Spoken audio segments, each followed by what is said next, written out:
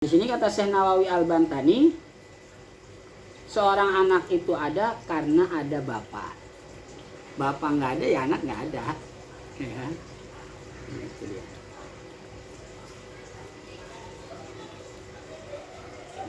Jadi di zaman Nabi Muhammad SAW, nenek moyang yang dulu sebelum Nabi Muhammad, mungkin dia masih muda umpama gitu ya, pengikut-pengikutnya Nabi Musa, itu di zaman Nabi Muhammad masih ada, entah nenek moyang yang keberapa gitulah ya, nenek moyang yang keberapa, yang jelas di zaman Nabi Muhammad SAW itu dia termasuk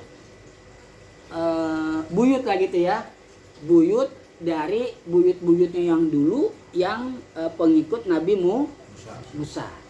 Nah di zaman Nabi Muhammad SAW mereka itu selamat ya, diselamatkan oleh Allah Subhanahu Wa Taala dari kekejaman Fir'aun.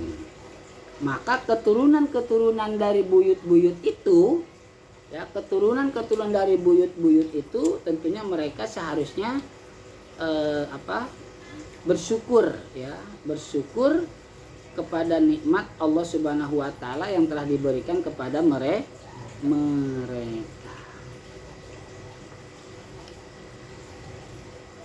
Min ali Fir'auna, dari keluarga Fir'aun. Keluarga maksudnya pengikut-pengikutnya dan penduduknya yang mengikuti agamanya. Berarti pengikut itu bisa disebut keluarga. Ya, pengikut bisa disebut keluarga. Siapa yang kita ikutin sekarang? Ulama siapa? Ya berarti kita termasuk keluarga dia. Ya, bukan keluarga nasab ya. Bukan keluarga nasab.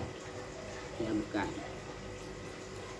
Jadi diselamatkan dari keluarga Fir'aun, maksudnya pengikut-pengikut Fir'aun dan orang-orang yang mengikuti agamanya Fir'aun. Fir'aun itu usianya lebih dari 400 tahun. Ya. Ini 400 tahun sebelum Masehi ya. Sebelum Masehi, ini sebelum Masehi ya kayaknya. Namanya Fir'aun itu Walid bin Mus'ab bin Rayyan. Walid bin Mus'ab bin Rayyan. Yasumunakum su'al adabi. Mereka pengikut-pengikut Fir'aun menginginkan agar kalian wahai para nenek moyang dulu gitu ya, supaya kalian mendapatkan adab yang pedih. Pengertian adab enggak mesti di akhirat ya. Pengertian adab enggak mesti di akhirat. Nah, makanya ada ayat la in syakartum la azidannakum wa la in kafartum. Nah, di situ ada kalimat wala in kafartum, dan sungguh jika kalian kufur nikmat fa inna azabi lasadid, maka sesungguhnya siksaku sangat. Siksa di situ bukan siksa di neraka. Ketika hidup di dunia ya berarti kesulitan dalam hidup. Jadi kemungkinan ketika kita merasakan hidup kita apa? Sumpek, susah. Jadi curhat nih mah. Pewakili. Semua pas bagian nih wakilinya. Jadi kemungkinan ketika kita merasakan hidup kita susah, sumpek, sempit, galau, resah, gelisah. Nah, kemungkinan itu karena ada nikmat yang belum kita syukuri, bahkan kita kufuri. Nah, kemungkinan itu. Wala in kafartum inna adzabi lasadid. Dan sungguh jika kalian kufur nikmat, sesungguhnya siksaku sangat pedih. Jadi siksa di sini nggak mesti di neraka. Di dunia pun bisa. Apa itu siksa dunia? Di antaranya merasakan hidup susah, hidup sempit, hidup sedih, galau, resah, gelisah. Ya. Jadi kemungkinan di situ ada nikmat yang belum atau tidak kita syukuri. Nah di sini pengikut-pengikut Fir'aun mereka mengharapkan kepada orang-orang yang tidak mengikuti Fir'aun gitu ya, berarti beriman dengan Nabi Musa, itu diharapkan mereka supaya dapat siksaan yang sangat pedih. Apa siksaan yang sangat pedihnya? Yudabbihuna abna'akum sigoron, menyembelih, membunuh hidup-hidup keturunan kalian. Nah ini berarti membuktikan di dunia pun ada azab gitu kan. Cuma azabnya bukan seperti di akhirat. Gitu. Oh berarti dia kena azab. Oh iya bisa. Tapi harus dijelaskan ya. Biasanya ketika disebut azab, orang pahamnya azab itu yang di akhirat gitu ya. Padahal di dunia juga bisa. Seperti katakanlah seperti virus sampai saat ini ya. Dulu kan rame pertama kali ada di Cina sana, di Wuhan, wah itu azab buat mereka yang bla bla bla bla bla gitu kan. Ya ketika datang ke Indonesia, ini ngomong apa aja bukan itu? Ini ngomong apa? Itu aja buat mereka-mereka. Nggak taunya banyak juga orang beriman kena, terus ngomong apa coba? Nah ini ya. Jadi semuanya juga ya bisa saja dikatakan hal itu, tapi lagi-lagi memang orang yang kalau udah ngerti, udah paham, ilmunya banyak, nggak langsung cepat nyalahin gitu ya, nggak langsung cepat nyalahin. Jadi dari ayat ini azab itu nggak mesti yang Nah di sini siksa yang sangat pedihnya adalah keturunannya disembelih atau dibunuh. Berarti pembunuhan secara fisik terhadap anak kecil masuk dalam kategori siksa yang sangat pedih. Ketika terjadi naudzubillah min dzalik begitu banyak kita lihat di media sosial, media elektronik dan lain sebagainya, mereka yang naudzubillah min dzalik membunuh darah dagingnya sendiri gitu ya, berarti itu mereka telah berbuat siksa yang sangat pedih. Naudzubillah min dzalik, naudzubillah min dzalik.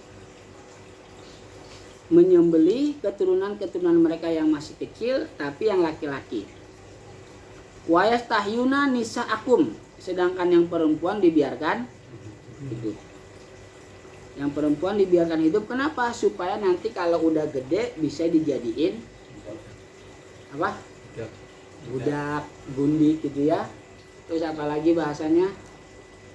Selir, pelayan, terus apa lagi? Pemuas apa? Nafsu birahi. Pemuas ono. Ya, nah itu dia. Jadi di zamannya Fir'aun, anak-anak laki yang masih kecil dibunuh, yang perempuan dibiarkan hidup supaya nanti bisa pelayan dan sejenisnya. Kenapa itu dilakukan oleh Fir'aun? Karena Fir'aun di dalam tidurnya dia mimpi, lihat ada api itu datang dari Baitul Maqdis, ya mungkin terbang lah gitu ya, tiba-tiba api datang, seluruh kota Mesir itu rumah pada apa tuh?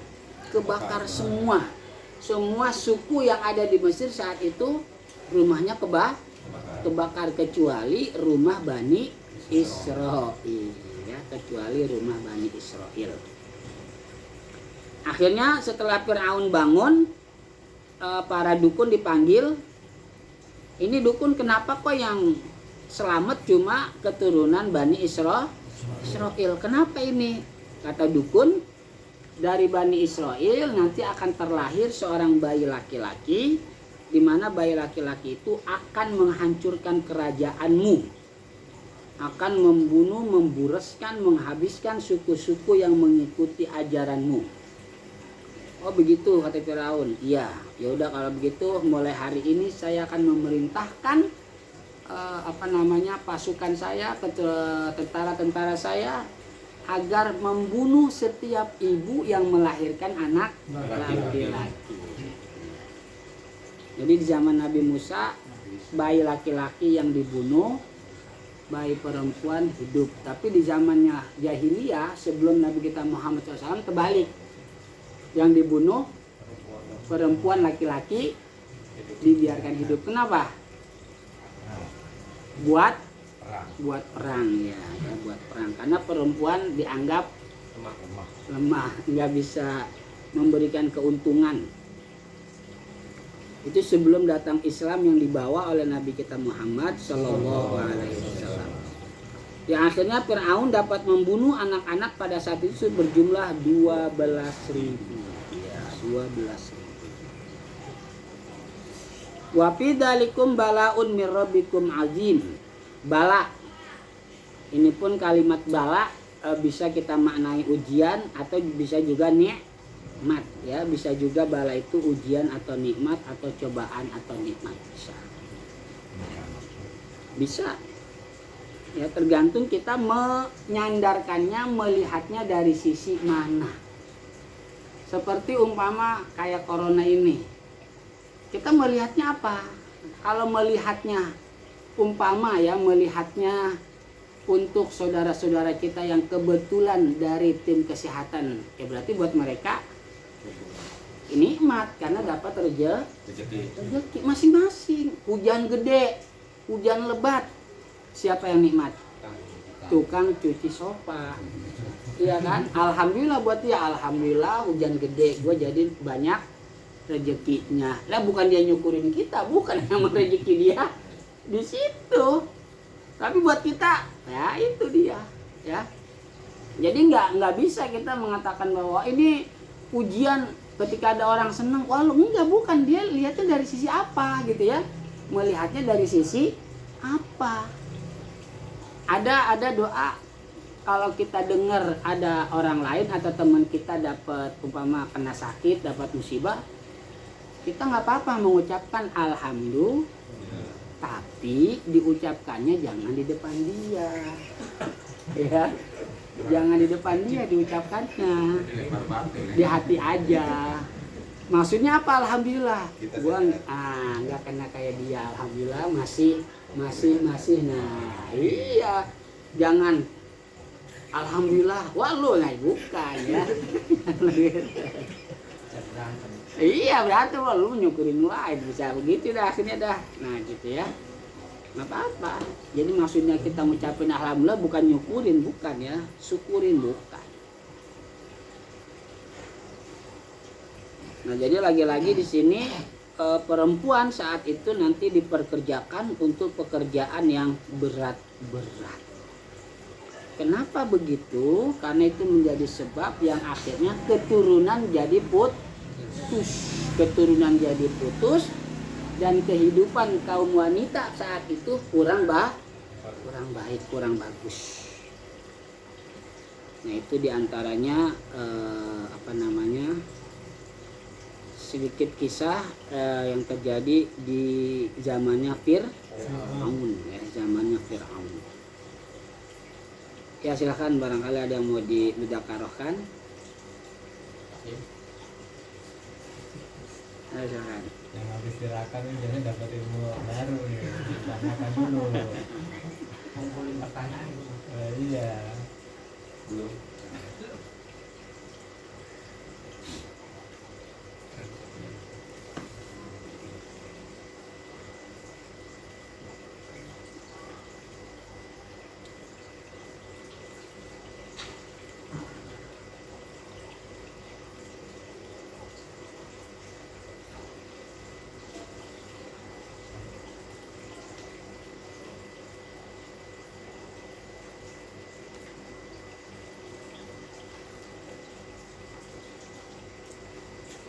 Yudabbihuna, ada yadbahuna dibacanya, ada yudabbihuna abna'akum, ada lagi yadbahuna abna'akum.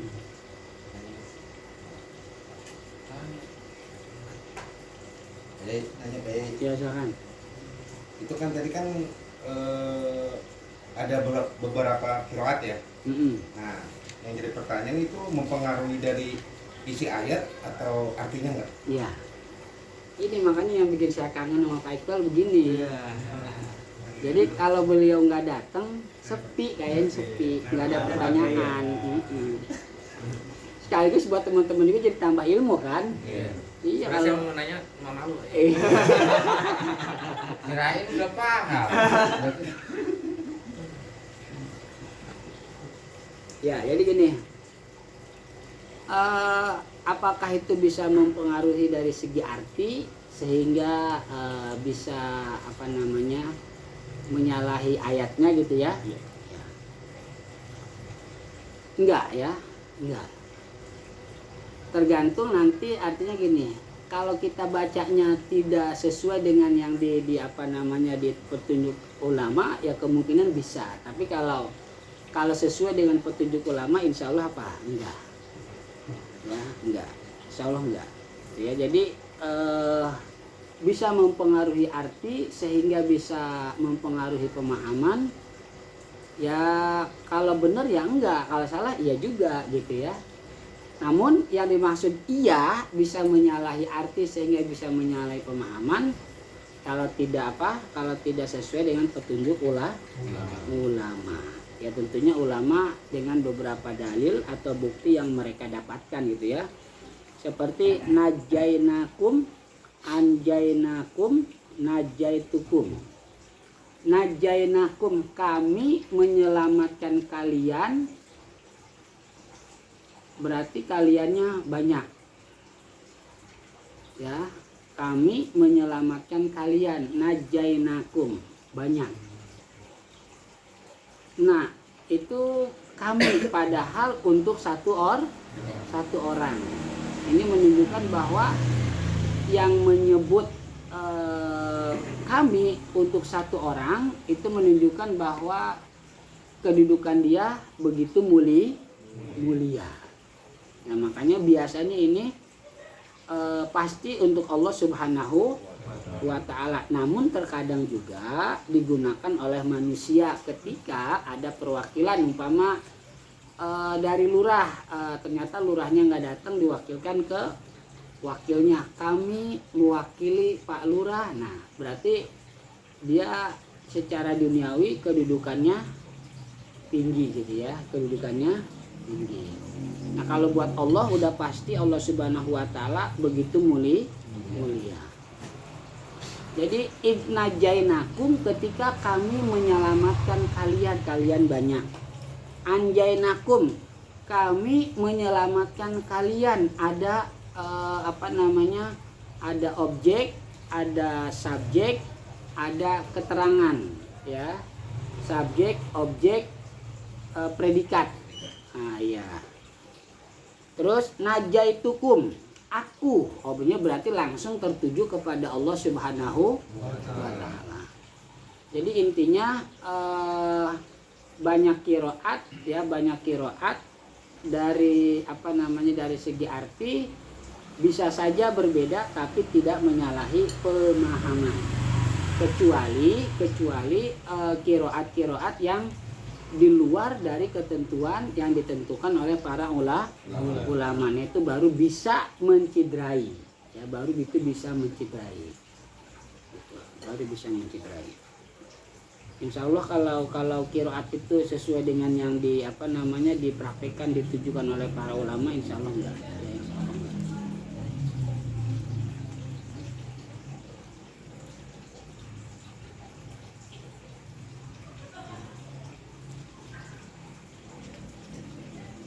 Gitu. Jadi kemungkinan lebih banyaknya enggak ya, kalau sesuai dengan petunjuk-petunjuk yang diberikan oleh ulama, kemungkinan enggak.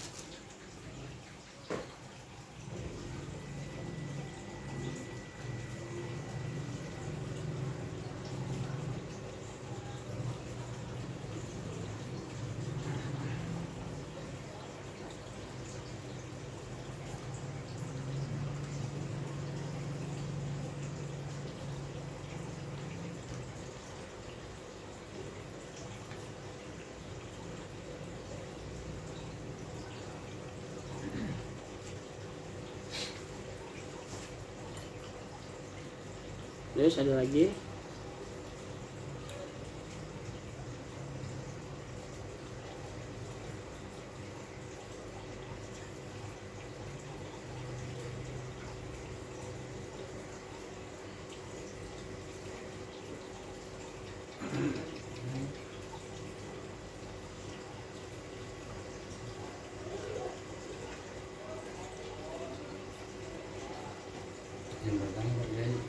Iya.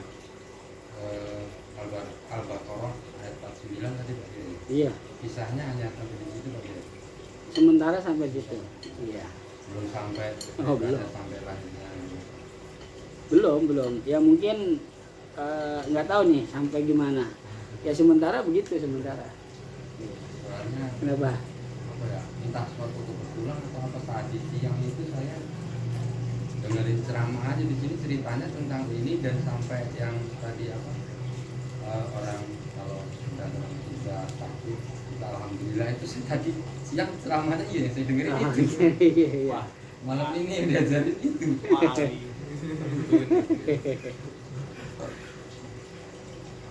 Iya. Dari dengerin santri senior kan bagus banget tapi kok lama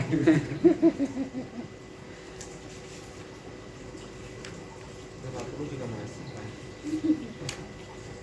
Oh iya, kalau tanya dengerin saya nggak ditahan jadi tadi saya tanya tentang sampai Nabi Musa yang lahir terus di apa taruh di dalam itu Dihanyutkan di dalam air. jadi diketemukan sama istrinya Firaun.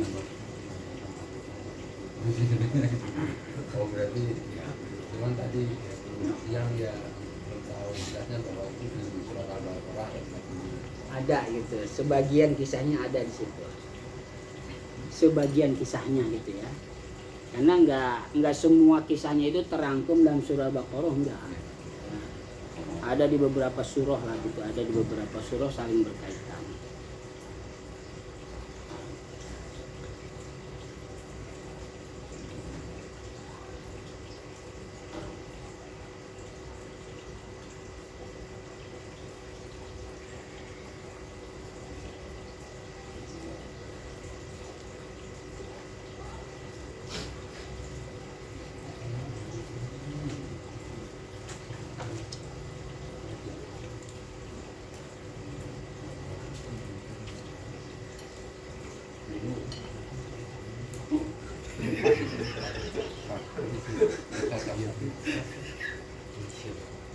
Hari tanggal dia.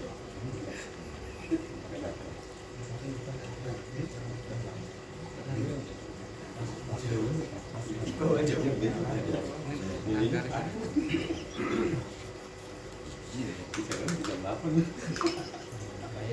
Ya, Untuk balak tadi kan bisa diartikan atau kita takutkan sebagai ujian atau sebagai apa? ya intinya positif negatif lah, bisa dua. Kita sebagai orang awam itu lebih baik cenderungnya kemana dulu? Karena kita kalau kita memposisikan sebagai ujian, kita introspeksinya seperti apa? Kalau itu kita itu ujian buat saya, itu apa yang bisa kita artikan? Oh, balak itu adalah ujian buat kita. Penyebabnya apa? Kalau itu ditafsirkan sebagai nikmat atau itu kita menyikapinya seperti apa? Ya kalau nikmat bersyukur. Kalau ujian seperti ujian, ya betul ujian, ya berarti sabar. Menyikapinya kalau nikmat bersyukur. Kalau ujian ya sabar. Tapi nggak ada apa patokan bahwa itu adalah ujian buat kita, itu ada nikmat buat kita. Nah, sekarang ngelihatnya di mana? Ngelihatnya kayak Pak Hasim kemarin musim hujan gede. Buat Pak Hasim itu apa, nikmat apa ujian? Gimana? Menurut Pak Hasim gimana? Hujan gede itu kemarin nikmat apa ujian? Mungkin bisa nikmat, akhirnya kerja nggak berangkat kan?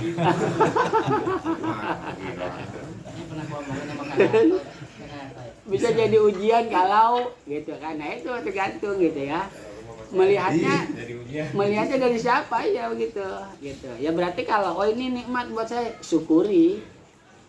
Oh ini ujian, sabar.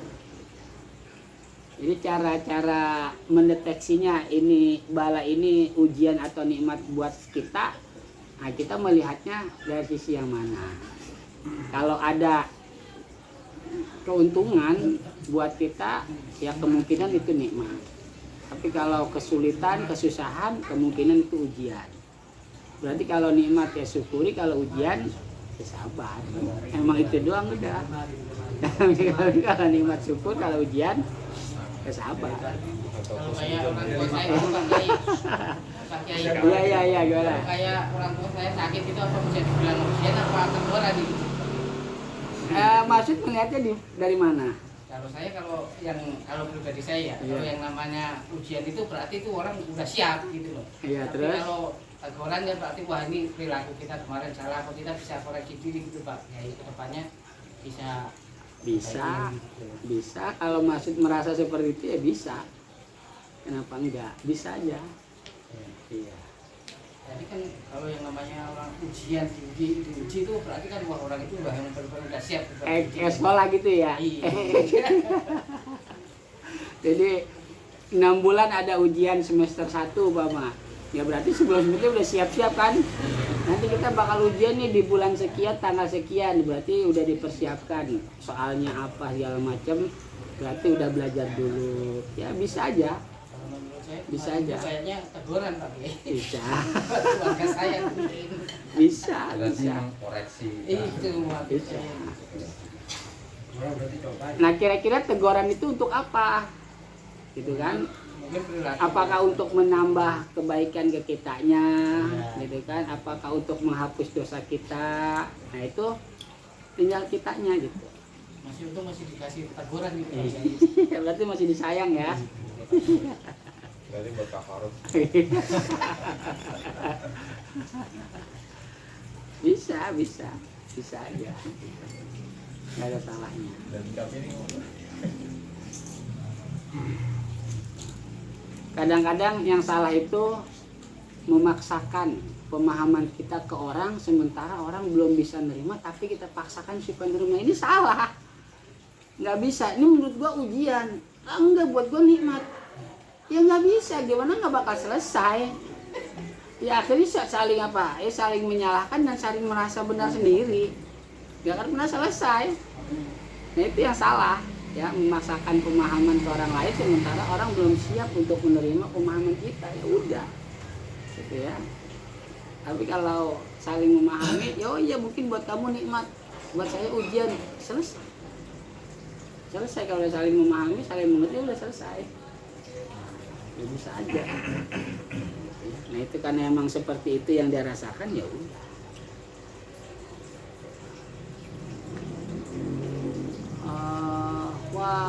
Kecuali jangan sampai ada inilah ya suuzon ya. Banyak sekali hal-hal seperti ini, seperti bencana kita saat ini itu ada suuzon itu buat mereka yang tim katakan kesehatan biar dapat duit, karena nanti dia kalau bisa ini corona dapat. Nggak usah begitulah ya. Gitu, nggak usah sampai menimbulkan begitu merasa yakinnya bahwa nggak usah begitulah. Andai kata pun kenyataan itu benar, tuh ditanggung jawab, itu aja, ya kan? Ditanggung jawab, jadi suuzon aja. Kok kita juga kalau disuuzonin sama orang nggak mau, ya kan? Mau nggak kita disuuzonin sama orang? Nggak mau, ya. Kita tuh disuuzonin sama orang nggak mau, maka berarti jangan suuzon sama orang lain. Udah biarin, mungkin ini emang masing-masing ada rezekinya. Ya, memang terkadang rezeki buat kita belum tentu buat orang lain itu rezeki. Bisa aja musibah. Kayak anak kita ya. Anak kita ini bisa ujian baik berarti nikmat, bisa ujian buruk berarti ya ujian negatif. Melihatnya dari sisi mana ya silahkan masing-masing melihatnya mau yang mana. Kalau umpama merasakan bahwa anak kita merasa lebih dari yang anak-anaknya, oh berarti ini bukan nikmat, ujian itu nantinya kemungkinan bisa. Nah jangan, jangan begitu memahaminya, tapi bersyukur, alhamdulillah anak saya masih. Nah, ya. Kalau kata Gus Baha apa? Kalau kata beliau, menurut pandangan beliau, kalau kita masih melihat istri kita, anak kita sholat, berarti itu udah luar biasa nikmatnya. Mereka masih mau sujud kepada Allah Subhanahu. Itu kata Gus Baha. Ya. dia masih mau sujud kepada Allah SWT, itu udah nikmat luar biasa katanya. Masih bersyukur kita. Ya, beliau ke situ lihatnya ya. Ya silakan, kita gimana ya? Lain lagi mungkin, tapi sebagai bagian dari yang bisa kita ambil ya nggak apa-apa, ikutin. Ya, mas orang ini baik kok, kenapa enggak?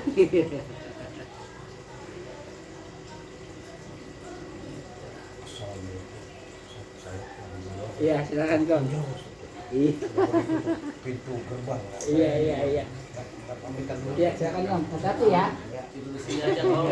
Bang, Pintu gerbang gang masalah. tidur di sini aja Kong. Iya. Awas tendang Kong. Awan.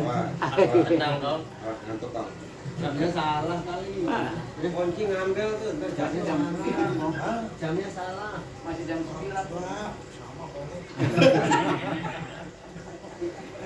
Ketutup lagi rekor tuh udah lagi. Jangan lupa dong. Jam berapa Bang? Jangan lupa besok nasi uduk ya. Ah, 10 juga belum. Setengah 11. Gerbang ya. Mikirin gerbang. Kasihan.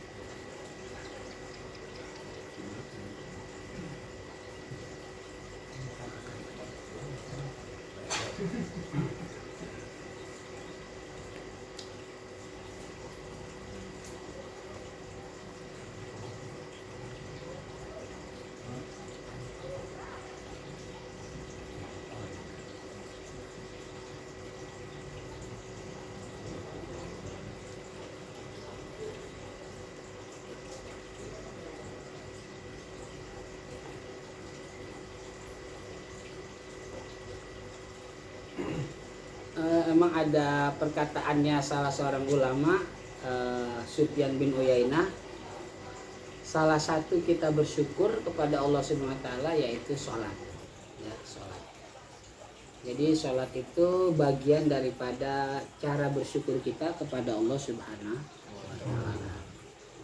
Sholat. Terus lanjutannya, berbuat baik atau berbakti kepada orang tua itu pun salah satu syukur kepada Allah Subhanahu wa taala. Memang lagi-lagi ilmu itu banyak ya, ilmu itu banyak sekali ilmu itu. Kadang-kadang lebih banyak yang kita tidak tahu. Ilmu itu banyak tapi lebih banyak yang tidak kita ketahui atau bahkan mungkin belum. Zadani ilman, zadani jalan. Semakin bertambah ilmu, semakin kita tahu ketidaktahuan kita. Semakin tambah ilmu ke kita berarti semakin tambah ketidaktahuan kita. Bukan berarti bertambahnya ilmu kita semakin bodoh, bukan. Bertambahnya ilmu maka kita semakin tahu ketidaktahuan kita. Gimana, masih ada yang mau dimudzakarahkan lagi?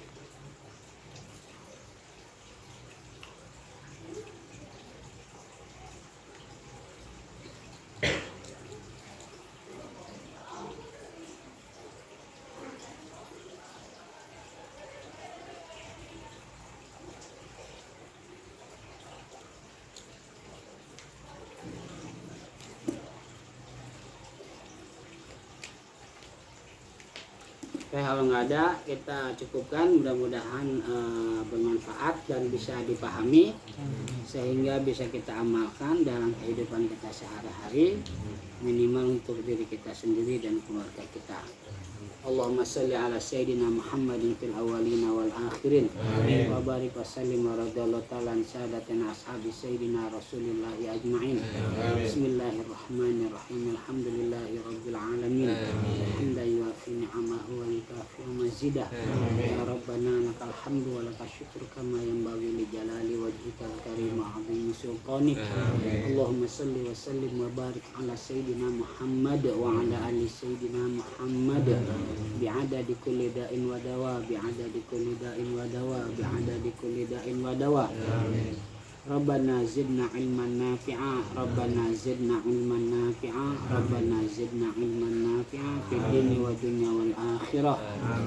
Rabbana ighfir lana wa li walidayna warhamhuma kama rabbayana shighara wal muslimina wal muslimat wal mu'minina wal mu'minat ahya'i minhum wal amwat. Rabbana atina fid dunya hasanah fil akhirati hasanah wa qina adzabannar. Qali subhana rabbika rabbil izzati amma yasifun wa salamun alal mursalin walhamdulillahi rabbil alamin. Kafaratul majlis. Subhanakallahumma wa bihamdika asyhadu an la ilaha illa anta astaghfiruka wa atubu ilaik. Wallahul muwaffiq ila aqwamit thoriq. Assalamualaikum warahmatullahi wabarakatuh.